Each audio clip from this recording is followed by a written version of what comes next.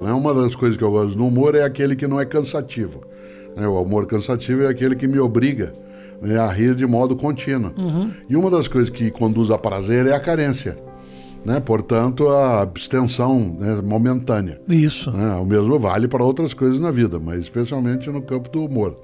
Então, esse modo, né, que vez ou outra vem no cinema, vem no teatro, né, eu gosto daquilo que me entorta, né, e me traz, de fato, o inesperado. Eu gosto exatamente nessa direção. Agora, as pessoas às vezes falam assim, você é bem-humorado? Eu digo, claro, né, eu não tenho nenhuma crença reencarnacionista. Okay. Portanto, eu só tenho esta vida. Okay. Então é nela. Nela que Não, nós não há vamos... por que eu marcar a minha trajetória pelo mau humor. Não significa que eu não fique vez ou outra. As pessoas perguntam, o que te deixa mal-humorado? Eu digo, falsidade. Meu time, que é o Santos, tendo chance de ir pela primeira vez da história, né, ser rebaixado, né, um pouco daquilo que é o democracídio, que alguns querem trazer à tona. Essas coisas tiram um pouco o meu humor, mas por pouco tempo. Né? Você falou que não acredita na ressurreição. Não, na reencarnação. Na reencarnação. Você já pensou sobre esse assunto? Sim, várias vezes, inclusive porque o melhor texto sobre isso, né, a melhor análise sobre isso na história, claro, afora as práticas, né, da religiosidade, né, céltica, que foi absorvida pelo Allan Kardec, né, que o nome Allan Kardec é um nome céltico, ele, como francês, adotou, né, toda uma concepção de um modo de reencarnação muito inteligente. Mas a melhor reflexão vem de Sócrates. Né, se você lê, né, uma das obras mais importantes da história do pensamento, que é uma delícia a leitura, uma obra de Platão, um diálogo de Platão chamado Fédon. Né, Fédon. E nesse diálogo é Sócrates que fala por que ele não teme a morte. Porque o diálogo Fédon acontece nos 30 dias que Sócrates fica aguardando o momento da autoexecução. Ele houvera sido condenado ao suicídio, né, ele escolhe das várias modalidades possíveis que um cidadão grego pudesse ter de suicídio. Em vez do autoapunhalamento ou de atirar-se do alto de um templo, ele escolhe o veneno, que é o pior deles, né, porque é a morte mais horrorosa das 3 dentro do cardápio, né, de ofertas. De opções. E como houve uma coincidência entre a condenação de Sócrates à morte e o momento das festividades de Apolo, não podia haver nenhuma execução naquele período. E por 30 dias ele ficou aguardando a hora da autoexecução. Nesse tempo, nesses 30 dias, ele era visitado pelos amigos, era visitado por pessoas que por ele tinham afeto. E nesse tempo ele fala sobre por que ele não temia morrer. E ao falar isso, ele retoma toda uma reflexão sobre a imortalidade da alma e a possibilidade dela retornar. Né? O kardecismo é um modo específico de reencarnacionismo, o pensamento de Platão, e no caso Aristóteles, né, falando por meio de Platão, está mais ligado aos cultos persas, né, o que se chama de cultos órficos, em que a reencarnação se dá, né, a partir de um tipo de descumprimento, né, de tarefas que a tua essência teria. Toda essa volta é para lembrar que na filosofia o tema foi tratado já há 2.500 anos. Depois, claro, a percepção da reencarnação ela vem de outros modos. Né? Eu não tenho essa crença reencarnacionista. Você tem medo da morte, Cortella? Eu tenho medo, mas não tenho pânico. Há uma diferença entre medo e pânico, né? O medo é quando você fica em estado de atenção. Eu sempre digo, eu tenho repetido isso com frequência, a morte não é uma ameaça, ela é uma advertência. Ela diz, você mortal sendo, cuide-se para não desperdiçar aquilo que você tem, porque cessa. Sim, sim. E nesse sentido, o medo, sim, o medo é algo que é absolutamente importante, que se tenha de qualquer coisa. Eu tenho medo de cair, tenho medo, né, de perder a saúde. Medo de cair mesmo? Claro, eu operei o joelho direito, coloquei prótese, e portanto eu preciso, entre a última vez que conversamos e agora, eu estava um dia na Praia do Forte, Salvador, após uma palestra, estava com Cláudia, com quem eu sou casado, e ao final da palestra, para desestressar, a gente, como fazia vez ou outra, foi correr. E eu fui correr na areia e não notei que tinha um banco de areia. Caí e bati o joelho direito. Não há fratura na região, ela é quase isso, é no subcondral. Fiquei quase 1 ano de cadeira de rodas, trabalhando, viajando, fazendo o que tem que fazer. E hoje eu tenho que me cuidar, né? Isso significa que o medo é um estado de proteção.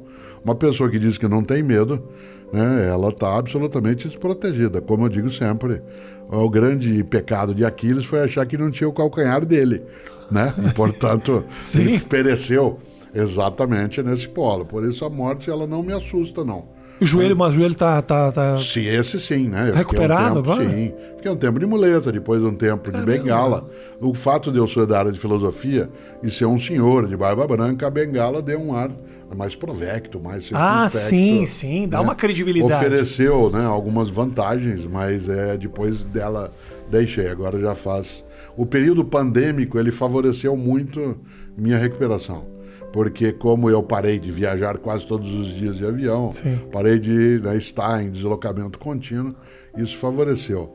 Agora, não é comparável, né, o medo de cair com o medo de se afogar, com o medo, né, de não ter êxito, com o medo, né, de não ser correto, mas tudo isso sim. Por isso, quando você diz, você tem medo da morte, eu digo, claro, né, seria estranho. Aí eu teria que ser alienado se eu não tivesse esse tipo de medo. Mas pânico não tenho. Né? Porque o pânico é aquilo que te coloca em estado de imobilidade. Né? Nesse sentido, sim, o medo está aí, eu não gostaria. Eu prefiro a clássica ideia do Woody Allen, eu não tenho medo de morrer, eu só não quero estar lá quando isso acontecer. Até eu ser pai, eu fui pai a primeira vez com 22 para 23 anos. Depois a segunda com 24 para 25 e a terceira com 31. Até o primeiro momento de paternidade, eu tinha um pouco de temor da minha morte individual, exclusiva. No momento em que eu tenho sobre outra pessoa a tarefa do cuidado, A responsabilidade. e essa tarefa do cuidado, ela é movida a um afeto imenso, porque é entendido como não outro de mim, mas uma forma desdobrada de uma possibilidade minha. Continuação, uma continuação. Evidentemente que eu não conheço ninguém em sã consciência que após ter sido mãe ou pai, ou ter de cuidar de alguém, mesmo que não seja de geração biológica, não tenha entrado em estado de tensão, né, com essa situação. A frase, eu prefiro morrer no teu lugar, eu dou a minha vida, ela não é uma frase vazia. Ela tem um sentido expressivo. Agora, uma das coisas que nós temos de fazer é, Rafinha, formar as crianças para que elas lidem com a perda. Nós não podemos fazer com as crianças aquilo que, de uma certa maneira, o mundo hoje digital, ele dá a ideia de que você pode ter ou uma second life, no sentido de usar uma expressão de um modo antigo dentro do mundo digital, e segundo, de que você pode resetar as coisas. Não. A mortalidade, ela é um fato, como diz a antiga frase, não é que a gente tem a vida curta, a morte é que é muito longa, a gente fica morto muito tempo. Né? Nesse sentido, uma criança ou um jovem, ele tem que ser preparado também para a perda. Um dos equívocos dos tempos mais recentes é que, em nome de poupar uma criança dela passar por algum tipo de desconforto psicológico, ela acaba sendo iludida em relação à vida. Então, de repente, autoestima é diferente de auto-engano.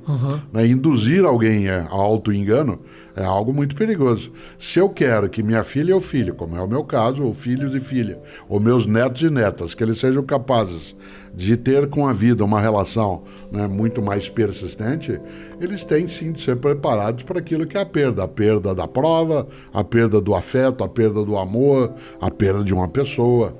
E, portanto, é necessário que não se sequestre de alguém seus lutos. Sim. Porque se sequestrar as possibilidades de luto da pessoa, ela não consegue lidar, né, com essa condição. Então, é preciso cautela. Mas é um equilíbrio difícil, né, Cortella, de você... eu quero privar meu filho dos traumas, né, dos problemas... Mas, ao mesmo tempo, eu não quero que ele ache que esses problemas e esses traumas e essas perdas não existam. Então, prepará-lo bem é a melhor maneira de poupá-lo do trauma que é evitável. Existem traumas que são inevitáveis. No meu escritório, na cidade de São Paulo, sempre teve uma frase, e agora numa biblioteca, porque agora eu não estou mais no escritório que você já esteve. Agora Sim. Na minha biblioteca, onde eu fico, faço as coisas. Abandonou o escritório? Não, ao contrário, continuo escrevendo, fazendo, mas num local que é o meu local de livros. Tinha lá uma frase, continua, que é: aqui só admitimos o erro inédito. Aqui só admitimos o erro inédito significa que, né, a possibilidade do desastre, ela é uma possibilidade, ela não é uma obrigatoriedade. Sim. Né? Por isso eu tenho que me preparar por esse tipo de circunstância. É claro que é difícil, né, você dizer, mas eu gostaria de poupar, né, minha criança de um sofrimento. Mas existe um modo, não que você o induza ou a induza a sofrer, né, para que ela aprenda. Não é o aprendizado pela dor. Sim. É que ela precisa estar preparada e estar em estado de atenção para aquilo que pode ser prejudicial, né? É um lema. Eu aprendi esse lema lendo um dia um livro que eu imagino que eu não gostaria e que eu adorei, eu odiei durante 3 anos por preconceito, né? Uma leitura da biografia, né, da especial Jane Fonda.